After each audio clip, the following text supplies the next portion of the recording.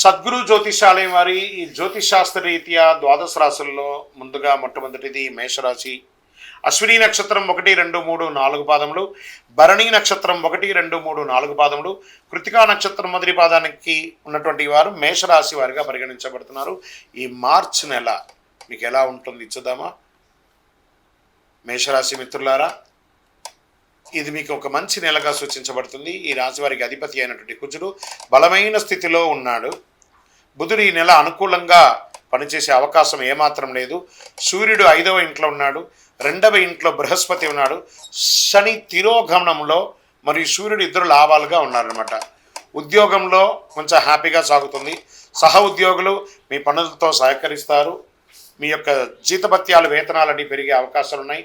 ప్రమోషన్స్కి ఏమైనా మీకు ఉంటే కూడా అడ్డాలన్నా అవన్నీ కూడా తొలగిపోయే అవకాశాలు ఎక్కువ ఉన్నాయి. నగదు ప్రవాహం గణనీయంగా పెరిగే అవకాశాలు గట్టిగా ఉంది.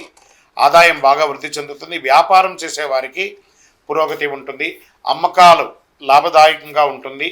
ప్రభుత్వం నుంచి మీరు ఆశించినటువంటి లైసెన్స్ కానీ పర్మిషన్స్ కానీ అవన్నీ కూడా వచ్చే అవకాశాలు ఉన్నాయి.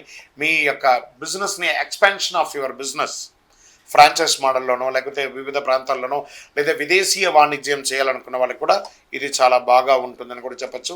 రియల్ ఎస్టేట్ వ్యాపారం వారికి కూడా కలిసి వస్తుంది. ఇల్లు, భూమి మరియు ఇవన్నీ మీరు కొనుక్కునే అవకాశాలు ఉన్నాయి. లేదా గృహప్రవేశం లేదా భూమి పూజ చేసే యొక్క యోగం మీకు కలగబోతుందని కూడా చెప్పచ్చు. సమాజంలో ప్రముఖులు, ముఖ్యస్తుల యొక్క పరిచయాలు పెరుగుతాయి. ఆర్థిక వ్యవహారాల్లో చాలా అనుకూలంగా ఉంటుంది. సమాజంలో పలుకుబడి ఉన్న వాళ్ళతో మీరు కొన్ని పనులు సాధించుకుంటారు. చేపట్టిన పనులు అన్నింటిలోనూ విజయం సాధిస్తారు. కుటుంబ సభ్యులతో శుభకార్యాలకు వెళ్ళే అవకాశాలు ఉన్నాయి.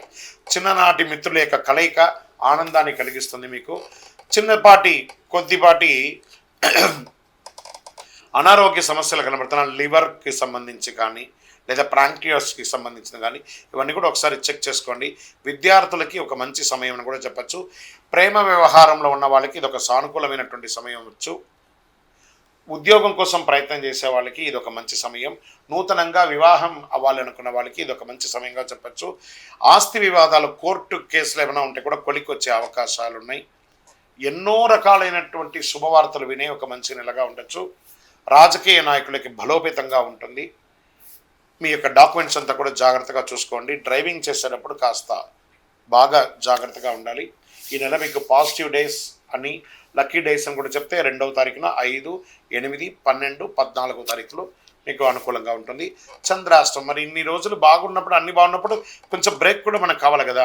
మార్చి 19, 3, 2025 2 గంటల 6 నిమిషాల మధ్యాహ్నం నుండి 22, 3, 2025 1 గంట 46 నిమిషాలు ఉదయం వరకు చంద్రాష్టం ఉంటుంది. ఈ 2.5 రోజులు జాగ్రత్త. మాట్లాడేటప్పుడు జాగ్రత్త, సంతకాలు పెట్టేటప్పుడు జాగ్రత్త, చాలా జాగ్రత్తగా ఉండాలి. లక్కీ నెంబర్స్ అని చెప్తే ఈ నెల 1, 7 మరియు 9 అని చెప్పచ్చు. చక్కగా పరిహారం, ఈ నెల మీకు ఏమైనా పరిహారం ఉందా అంటే మంగళవారాల్లో అమ్మవారికి నెయ్యి దీపం వెలిగించండి. సుబ్రహ్మణ్య స్వామి వారికి పాలాభిషేకం చేయండి.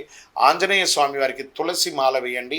మీ వయస్సు ఎంత ఉందో అన్ని సంఖ్యతో కూడినటువంటి దీపం నువ్వుల నూనెతో దేవాలయంలో వెలిగించండి. ఇంకను అతి శక్తివంతమైనటువంటి ఈ కరుంగాళి మాలను ధరించిన వాళ్ళందరూ కూడా ఆయురారోగ్య ఐశ్వర్యాలతో ఉన్నారు. ఈ కరుంగాళి మాల అవకాశం ఉంటే ధరించండి. అందరూ కూడా క్షేమంగా ఉండండి. విజయోస్తు.